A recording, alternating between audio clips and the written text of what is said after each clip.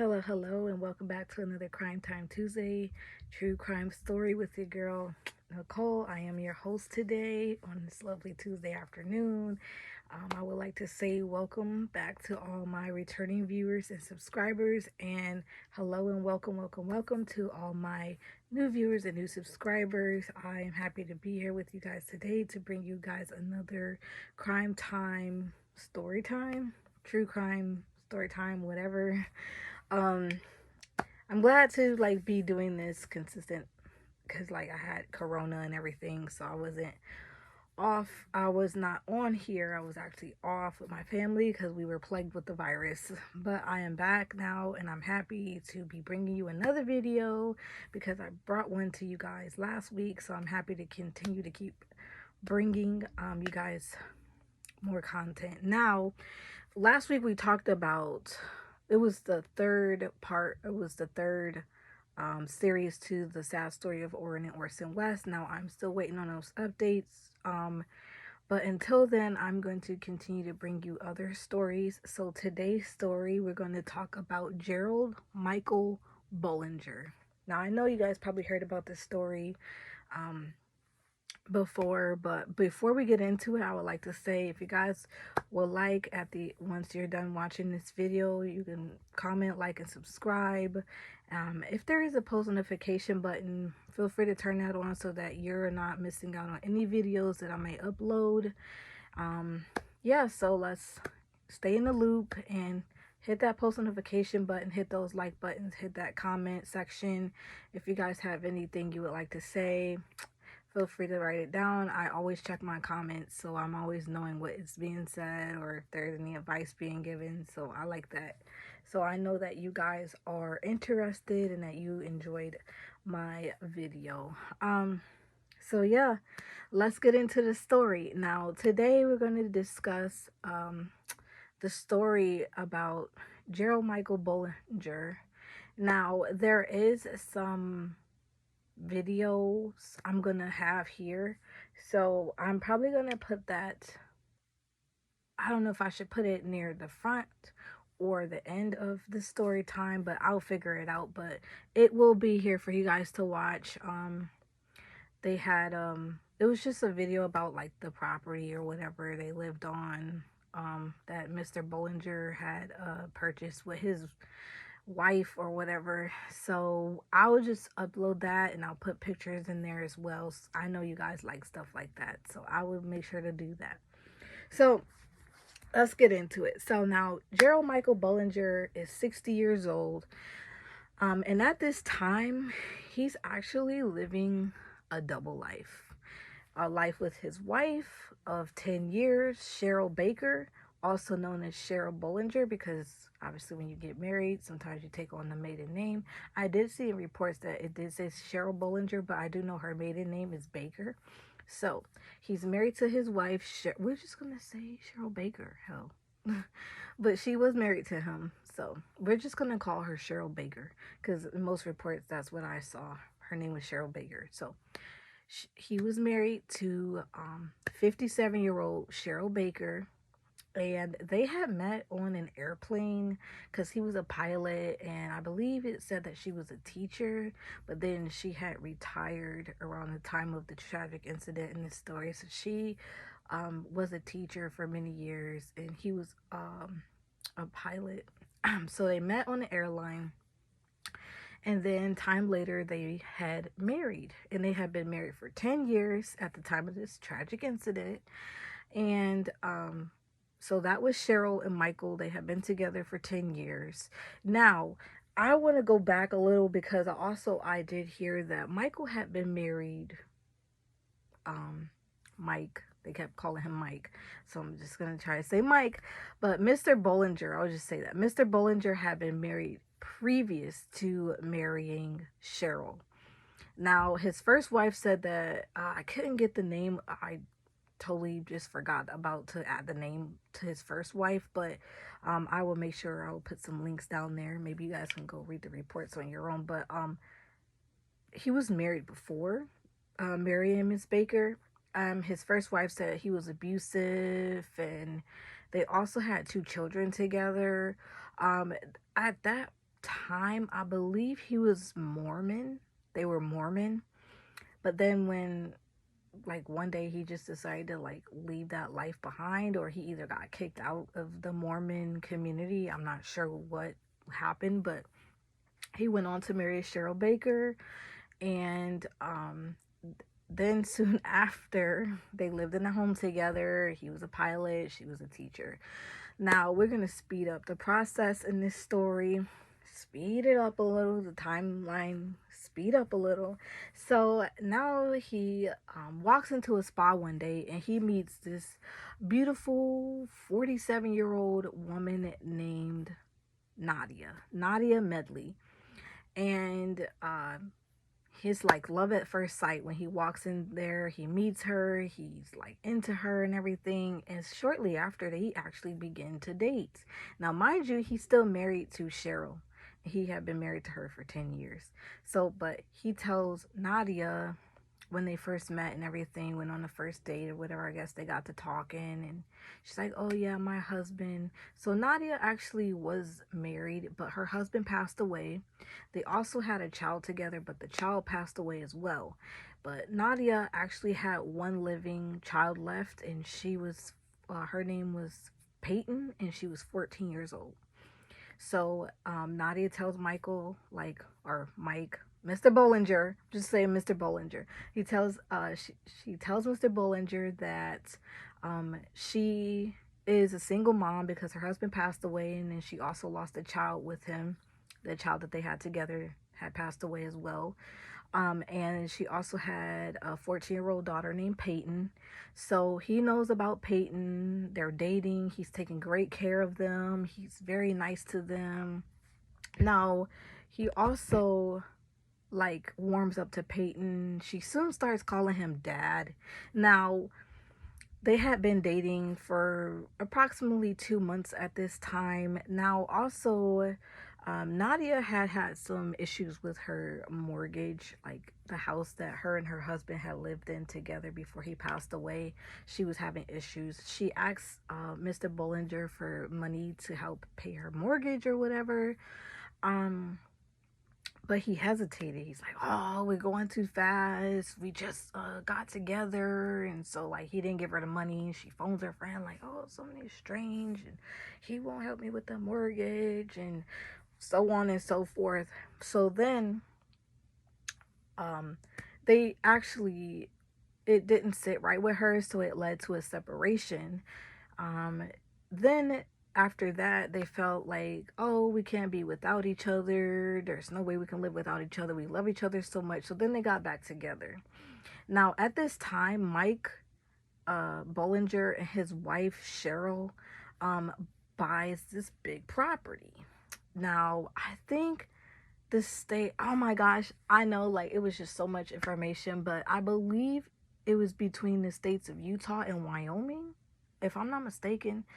Now they did have a home together, but then they bought this property because, you know, they've always dreamed of having land, and, you know, people just want to buy property. Some people want to live out in the wild or near the wilderness or out in the middle of nowhere. So they bought this property, and him and his wife Cheryl Baker buy it together. And so he has this home, lots of land, and he has a shed on the land, a few sheds maybe, or a shed. Hey, shed. Can't even see the house because of all the trees. They do have houses that surround the area, but, like, that are a far enough distance to where they're not, like, right in your backyard. So they have this home that they purchased, this property, and on it, it's a, you know, a small little, like, maybe ranch style house or whatever, or farm like house.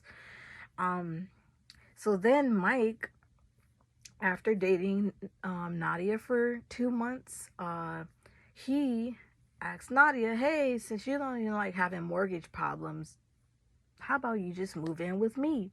I just bought this house on this, like, huge piece of land. I think it was like a few acres of land. So she's like, oh, okay. Like, she didn't think anything of it. She's like, oh, thank you. I love you so much. And, like, they were like this family, and he treated Peyton nice. They even played like this game where they're like legs, or they're having like a leg fight or whatever. Actually, there is a video of that. I will upload that there too as well in the video, so you guys can see that on your own. But this is a hairy one. We gotta get closer. All right, ready? 1, 2, 3. Oh, shit. Uh-oh.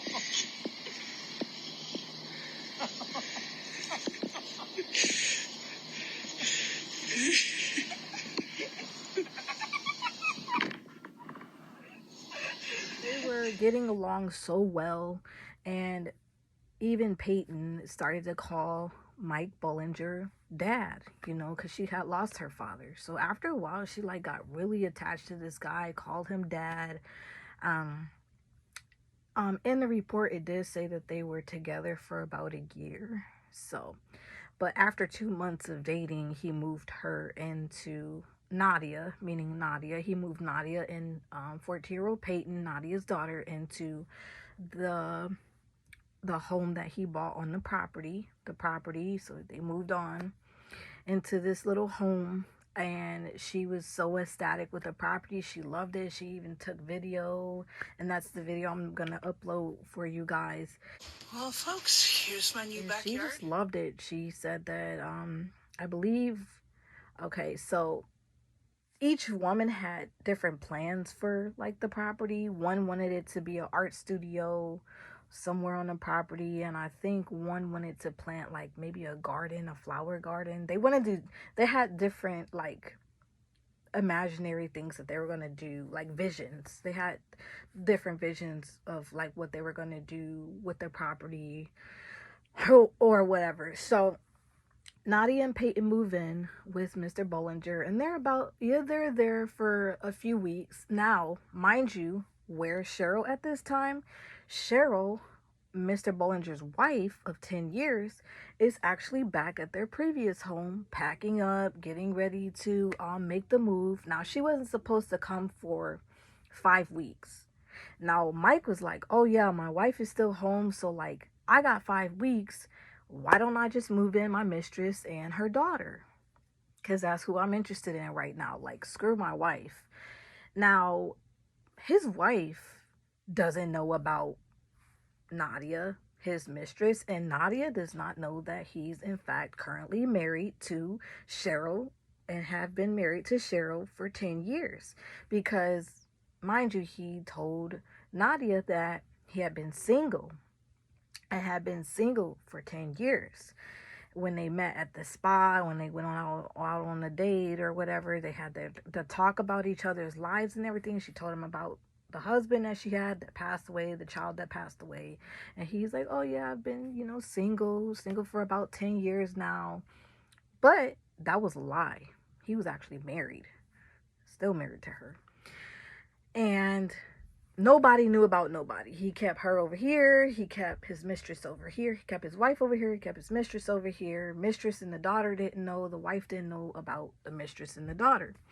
So she's back at the house, packing up everything. Hey, I'm on the video. Oh my God, my kid is disturbing me. My kid is disturbing me. They're supposed to be in quiet time because my baby's taking a nap, so I do apologize. Okay, go watch TV, buddy. So basically, the wife is over here, the mistress is over here, the mistress' daughter is over here, obviously. Nobody knows about each other. Only Mike Bullinger knows that he's married, he has a mistress has a daughter. He's only interested in about the mistress and not his wife. Wife is home packing, getting ready for her move and the drive that she's supposed to make in 5 weeks. Well, she tells a friend, hey, I'm going to surprise my husband and come down early. I know I said I have about 5 weeks before I'm supposed to be to our new property and move into our new home that we bought on this property. Well, she decides that let me surprise him and drive on down. So she makes the 500 mile drive from their previous home to their new property. Now, she's like thinking while she's driving, oh, he's going to be so surprised to see me, and I'm going to be so surprised to see him. I'm going to hug him and kiss him and caress him and all this other stuff. Well, when she gets there, after driving this 500 miles of a trip, she walks into, what on earth is this? Oh my God, who is this lady? Who is this little girl? Like, whoa, what are they doing here? And then obviously the mistress is like, who is this lady just driving up? Like, I don't know, like what was actually said, but this is like what I'm interpreting what was said. And then she's like, oh my gosh, who is that lady? And then the daughter is like, oh mom, who is that? And then here comes Mike coming on out. Oh gosh, oh my gosh, that's my wife. What the hell? Excuse my language. And at that moment, Mr. Bollinger's life, double life, came crashing down. His whole world came to a screeching halt. Because he just got caught up. He just got caught up in the biggest lie that I think anybody could tell. Anybody in a relationship would be like, what the hell is this? So, wife sees mistress, mistress sees wife, mistress's daughter is like, wow, what is going on here? Like, wow, I thought we had like the perfect life. Like, what is this? So Mr. Bullinger is like, okay, nope, this can't happen. This was not supposed to happen. Like, wow. Because, mind you, he wasn't supposed to be expecting his wife to come down for 5 weeks. And she decides she wants to come down early. She came, I think they said about 3 weeks early. 5. Yeah, she came down there a few weeks early. Maybe, yeah. Yeah, about 3 weeks early. Now, he got caught off guard. He's like, oh my gosh, like, what the hell? What am I supposed to do? Like, wow, like, now everybody knows. So, what does he plan to do? None other than take out all 3 of them. He annihilates all 3 women, all 3. Nadja, Cheryl, and 14-year-old Peyton. And then he decides, oh yeah, I'm just going to jet out of town. We're just going to run away from this problem because my little world is done. Is over. Like, my double life, things just didn't go right and it came crashing down. So what does he do? He takes off and he is on the run. Now, they did say that they had like camera footage of him entering let's see, Bridgerton National Forest in Wyoming, the state of Wyoming. So I don't know if you guys live around there, but Bridgerton National Forest down the state of Wyoming. Now, they saw him like crossing into the park or the forest or whatever, and then that's it. They never saw him again. Now, I did do my research and I haven't seen that they have captured him, but if they have, somebody please comment in the comment section below. I would love to know. But all from right now, he's on the run. And I believe this footage was actually shown sometime in 2017. So and then they said something about the year 2014. So I'm just gonna be like, because I don't got all my information straight, guys. I'm put some disclaimers out there that some of this stuff probably ain't all the way right, but from what I know is he was living a double life with these 2 women and playing this game, going back and forth to each woman's house, so the women wouldn't notice that anything about their life or schedule was off. I don't know how he did it, but he did it. So he annihilated all 3 of them. Single gunshot wound. And their bodies were actually found in the shed on the property that you will see in the footage. And now that is some sad stuff. And like, I don't understand why people think that the ultimatum should be death or murder, and you're just gonna make your life worse. Just own up to it and confess to what you did. Yeah, I've been living a double life. Honey, I don't want to be with you. Yeah, I know we bought this property together, but unfortunately, I don't want you living here with me. They either force you to sell it because y'all need to split it half and half because that's what divorce court requires or whatever, and move on. But life is just not that easy, and people just always want to go with the route of murder, and I just don't like. They're just making their lives so much worse because you're talking about prison time, all of that. Oh my gosh. So this is a very tragic story, and those three lives did not have to be taken. But unfortunately, Mr. Bollinger was like, nope, I got different plans because ain't nobody, no, I'm not dealing with this. And he just cowardly annihilated all three, Cheryl, Nadja, and 14-year-old Peyton. And now he's on the run.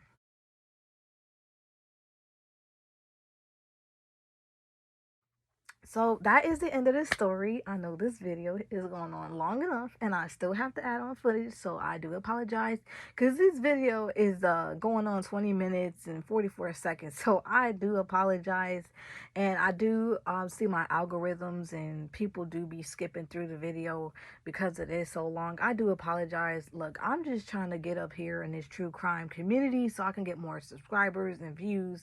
And you know what it is?